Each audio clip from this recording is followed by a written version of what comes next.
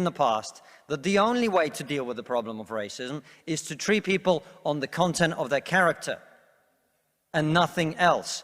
And the fact that woke culture seeks to overturn that is a new form of racism that we must all oppose.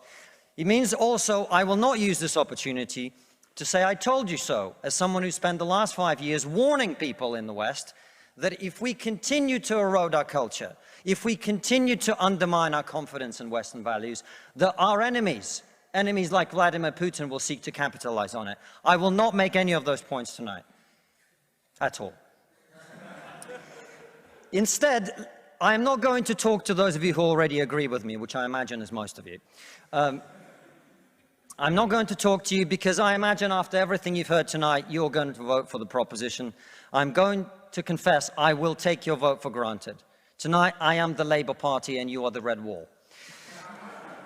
Now, I want to talk to those of you who are woke and who are open to rational argument. A small minority, I accept. Because one of the tenets of wokeness is, of course, that your feelings matter more than the truth. But I believe in you. I believe there are those of you here who are woke, who are open to rational argument, so let me make one. We are told that your generation cares more than any other about one issue in particular, and that issue is climate change.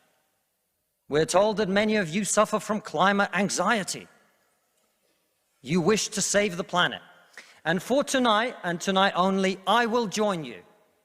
I will join you in worshipping at the feet of Saint Greta of climate change. Let us all accept right here, right now, that we are living through a climate emergency and our stocks of polar bears are running extremely low. I join you in this view. I truly do. Now, what are we to do about this huge problem facing humanity? What can we in Britain do? We can only do one thing. You know why?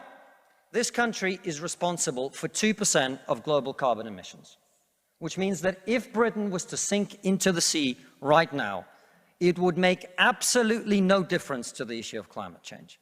You know why? Because the future of the climate is going to be decided in Asia and in Latin America by poor people who couldn't give a shit about saving the planet. No, thank you. No, thank you. It's going to be decided by poor people in Asia and Latin America who don't care about saving the planet. You know why? Because they're poor. Because they're poor. I come from Russia, which is not a poor country, it's a middle-income country. 20% of households in Russia do not have an indoor toilet. What they have is an outdoor toilet. And I don't mean one of those nice portaloos that we get here. I don't even mean a Glastonbury portaloo. I mean a wooden shack with a hole in the ground that holds a collected fermented memory of the last 10,000 visits. How many of you are going to go home tonight and say, let's rip out our bathroom and erect a Siberian shithouse in the back garden? And if you're not, why should they? 120 million people in China do not have enough food. I don't mean that they don't get dessert, I mean they suffer from malnutrition. That means that their immune system is breaking down because they don't have enough food. You're not going to get them to stay poor. Imagine you're Xi Jinping, the leader of China. When you were 10 years old, there was a revolution, a cultural revolution in your country, and people came and they put your father in prison. Your mother had to denounce him. Your sister killed herself. And you, no longer enjoying the protection of your formerly powerful father, were sent to a village where you lived in a cave house. And here you are, decades later.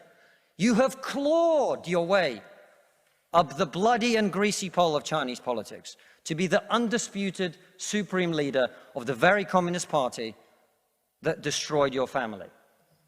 And you know that the main thing you have to do to survive and to stay in power is to deliver the one thing that the people of China want: prosperity, economic growth.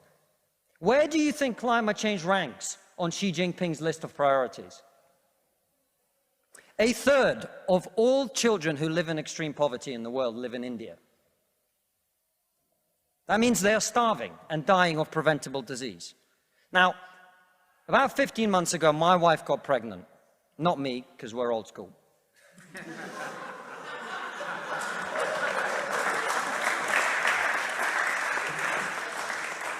And for 9 months, we talked about what our boy would look like, what he might do when he grows up. We looked at baby scans and videos on YouTube about what the fetus looks like at 9 months and 12 months and 20 months. And eventually he was born. And he is this cute little bundle of joy. He's cuter than about 80% of puppies, right? Now, if you said to me that I had a choice, either my son had a serious risk of starving or dying from a preventable disease in the next year, or I could press a button and he would live. He would go to school. He would bring his first girlfriend home.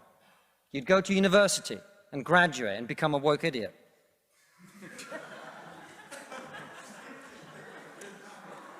And then he'd get a job and get married and have children and become a man. But all I have to do is press this button. And for every day of my son's life, a giant plume of CO2 is going to get released into the atmosphere. Now, you're all very young, and most of you are not parents. Let me tell you something. There is not a parent in the world who would not smash that button so hard their hand bled.